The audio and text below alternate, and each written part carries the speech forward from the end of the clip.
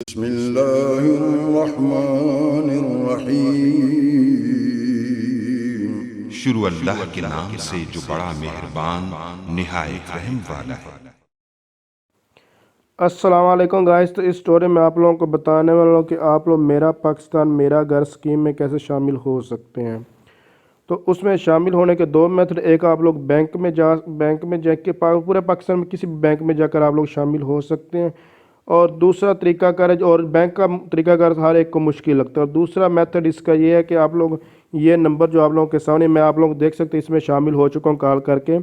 ये देखें 6 मिनट और 45 सेकंड मैंने इनसे बात की है, और जो भी मेरे रिक्वायरमेंट्स थी, वो जो भी मेरे क्वेश्चन थे तो मैंने उनसे किया, और जो उन मुझसे सवाल किए उनके मैंने उनको जवाब दिए। इसके ऊपर भी अलग वीडियो बना चुका हूँ, तो वो अगर आप लोग देखना चाहते तो इसी चैनल को विज़िट करके देख सकते हैं।